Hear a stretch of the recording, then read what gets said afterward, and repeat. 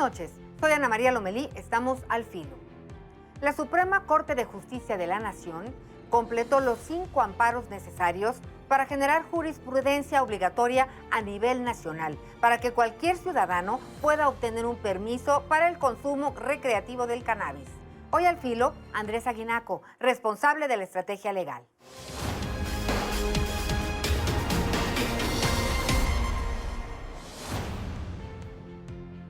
Bienvenido, gracias por estar con nosotros, Andrés Aguinaco.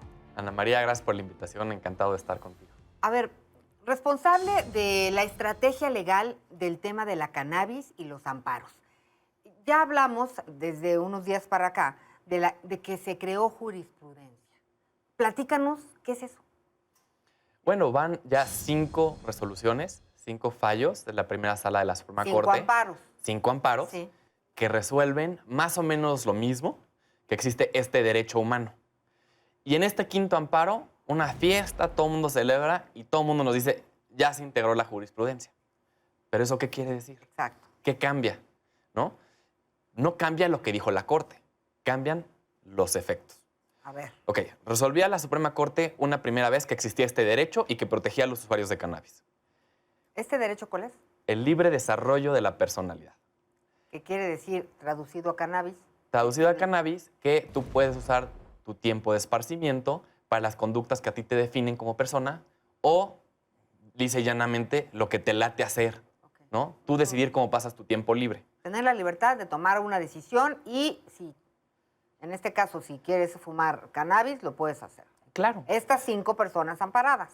Bueno, los de estos 5 amparos, pero Sí. algunos de los amparos tienen más de una persona, Exacto. ¿no? ¿Y qué cambia esta ocasión, la 5ª, respecto de las otras? Bueno, en cada una de las anteriores, la Suprema Corte decía, esta es nuestra opinión, así se debe resolver. Pero los demás jueces del país leían esa sentencia y podían decir, a mí no me llama la atención, a mí no me convence, yo voy a resolver de forma diferente. Entonces era la Corte resolviendo solita y solita y solita.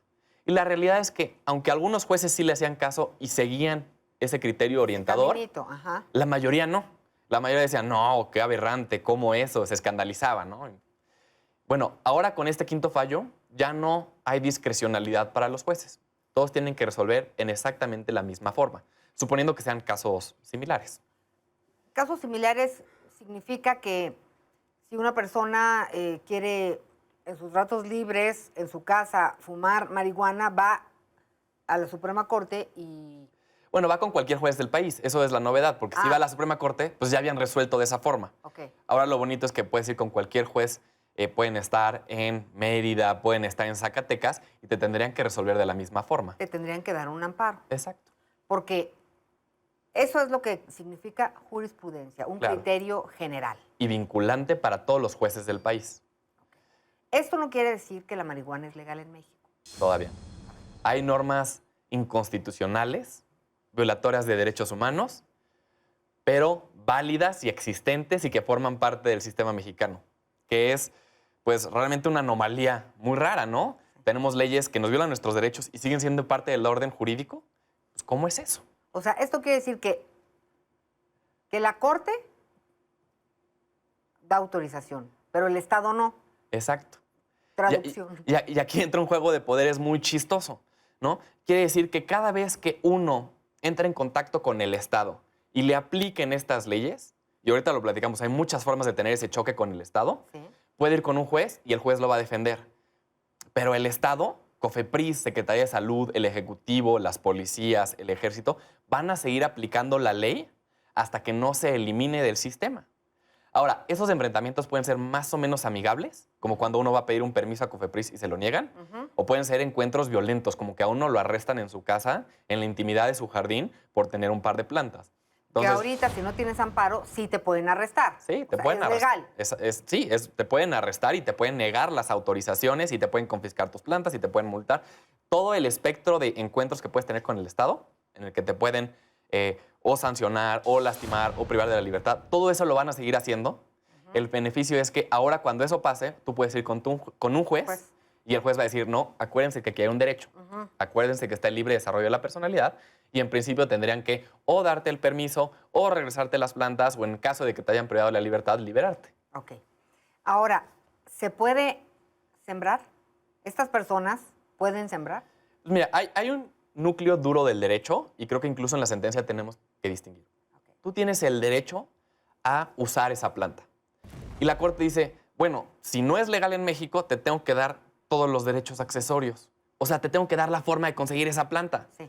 Entonces, como en México no es legal, entonces reconocen tangencialmente ese derecho a sembrarla, Okay. a cosecharla, a transformarla, a portarla, ¿no? Y a consumirla eventualmente. Okay. Pero, ojo, son los derechos accesorios a ese derecho núcleo que es que tú puedes utilizar la planta y que tú puedes fumar en la intimidad de tu casa sin ninguna preocupación.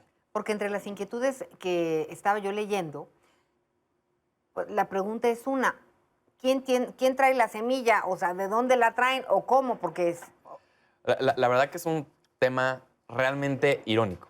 Como no existen poseedores legales Exacto. que válidamente la tengan en México, que no es lo mismo decir que no haya. Hay hasta en las banquetas del periférico, lo hemos visto últimamente, ¿no? Sí. Pero no hay legalmente. Entonces, a estos últimos amparados, COFEPRIS les está dando permisos de importación, Ah, ¿ok? Y ese es el caso, por ejemplo, del amparado número 3, los amparados números 4, o sea, del amparo 3 y del 4. Sí. Y lo mismo va a pasar con estos últimos. COFEPRIS les empieza a dar permisos de importación. Y entonces, ¿ellos qué hacen? Van a lo mejor a Israel, a lo mejor España, Grecia, Holanda, los países donde no solo es legal la planta, sino que es legal exportarla, Ajá, ok. ¿no? Y empiezan a traerla a México. ¿Pero qué traen? Están trayendo semillas de cannabis mexicana. Entonces, tenemos que, es una ironía total que están trayendo a México por primera vez en la historia semillas de cannabis, pero son semillas mexicanas, de variables mexicanas. ¿Y ahora qué va a proceder?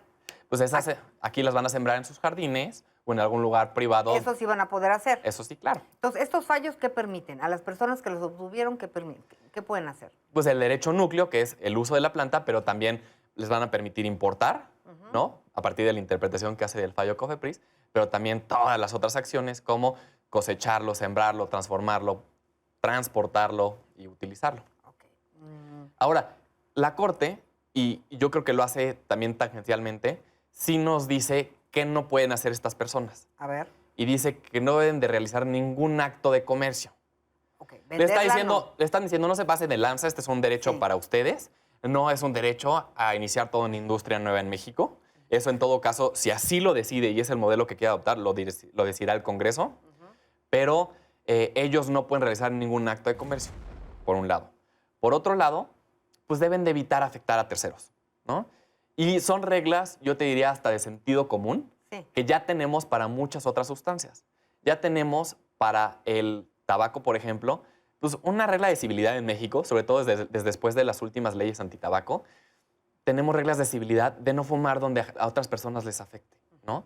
Entonces la Corte dice, donde haya terceros que no tienen su consentimiento, no fumes. Y eso es muy razonable. Más allá de que el de al lado se vaya a poner pacheco, que no es cierto, pues porque el humo sube, sí afecta, sí molesta el humo, ¿no? Entonces son reglas muy de sentido común. Entonces vemos cómo los derechos humanos y la justicia constitucional también van de la mano de reglas muy de dedo y de reglas de sensatez que creo que todos deberíamos de tener. Entonces, por lo pronto, estos fallos de estas personas pueden fumar en su casa. Sí. Lo pueden consumir en su casa. En su casa y donde haya otras personas que les digan, yo no tengo bronca. Que va a ser la mayoría de la gente, pero va a haber quien le moleste, ¿no? A lo mejor entre ellos hacen una fiesta. Claro. También. Sí, puede ser. ¿Por qué no? Y, Ok. y también aclara que no enfrente menores de edad y no enfrente No. mujeres embarazadas. Exacto. ¿No? Oye, entonces, de la semilla ya platicamos. Cultivar, pues van a poder. Claro. Cosechar, obviamente. Preparar, Sí. cocer, hasta ahí. Transportar, No, transportar sí. Si la traen, si la importan. No, transportar en el sentido de que a lo mejor uno tiene un terrenito en Tepoztlán o está en su casa y va a ir a casa del amigo a fumar, pues ni modo que no la transportara. Es tanto como decir, como sí puedes fumar, pero no la puedes sacar del lugar donde la sembraste. Okay. Entonces, pues se vuelve un poquito trivial. Lo que te digo, son como muchas acciones correlativas al uso personal que son necesarias para poderlo hacer. Lo de transformar no estamos pensando en una fábrica, es el secado de la flor y no estoy muy seguro cómo se hace, pero todos los aspectos para pasarlo de una planta a un cigarro de marihuana. Hablábamos de si esto bajaría el narcotráfico en México, si esto bajaría o afectaría directamente el consumo. Y Y estamos platicando de un tema muy interesante, la violencia de entrada. ¿Podríamos ahondar en este tema? Claro que sí. Mira, se tiene que segmentar este problema entre la violencia inmediatamente generada por la política prohibicionista y la violencia indirecta. Hay ciertas formas de violencia que, sin lugar a dudas, van a disminuir. ¿Cuáles son esas? Pues la violencia institucional del Estado, cuando separa a las familias, cuando encierra a los usuarios, cuando los manda al margen de la sociedad. Eso es violencia de Estado, institucionalizada. Si se regula el cannabis, nos quedamos sin esa forma de violencia. Porque es el Estado diciendo, tú eres un paria de la sociedad, a ti te voy a sancionar, porque no solo está mal lo que estás haciendo, sino que es nocivo para los demás. Eso se va a acabar. Ahora, también podemos hablar de la violencia indirecta. La violencia no generada por el Estado, sino por terceros. Y usualmente hablamos de la violencia del crimen organizado. Bueno, esto va a ser un factor importante para disminuirla. Efectivamente va a servir para descapitalizar al crimen organizado. La forma en la que ya se ha, en muchos sentidos, deshecho el tejido social en México, creo que ya es difícil decir que por la mera regulación del cannabis vamos a acabar con la violencia. Yo creo que es un problema mucho más complejo, un problema de vacío de Estado, que esto sería insuficiente, pero creo que abonaría para reducir esa violencia. ¿Te parece, Andrés, si antes de despedirnos jugamos al filo, asociación de ideas? Encantado. Adicciones, Problema de salud, narcotráfico, problema económico, libertad, libre desarrollo de la personalidad, todos la tenemos. prohibición, Que se acabe. legisladores, Por favor, anímense, ya les toca. cannabis, Una planta y yo diría se tiene que legalizar. legalizar, El cannabis. drogas. Regular con perspectiva de reducción de riesgo, no con soldados. Muchas gracias, Andrés. Oye, y bueno, esto ya sienta un precedente importante en relación a que el camino para legalizar la marihuana está sembrado. Bueno, está sembradísimo el camino y yo te diría, pasa algo adicional. La Suprema Corte en estos días va a notificar al Congreso y les va a dar 90 días para acabar con la política prohibicionista. Esto les va a decir, les va a dar 90 días para que esto no solo obligue a los jueces, sino para que se cree un sistema nuevo de regulación. El Congreso puede decidir qué tipo de regulación, pero para que sean ellos los que tomen la batuta y ahora cambien el modelo. El Congreso no tiene la obligación de cumplir, pero se le exhorta para que lo haga. Y ahí es donde entra el juego de respeto de unos poderes a otros. La Suprema Corte los exhorta para hacer valer este derecho, pero no los obliga. Vamos a esperar, a ver qué sucede. Vamos a seguir platicando, muchas felicidades. Bueno, esta estrategia fue muy bien diseñada, van 5 fallos, casi 6, así que estaremos muy pendientes. Muchas gracias, Andrés. Muchas gracias por la invitación. Y muchas gracias a ustedes por habernos acompañado. Recuerden que tenemos una cita la próxima semana al filo. Buenas noches.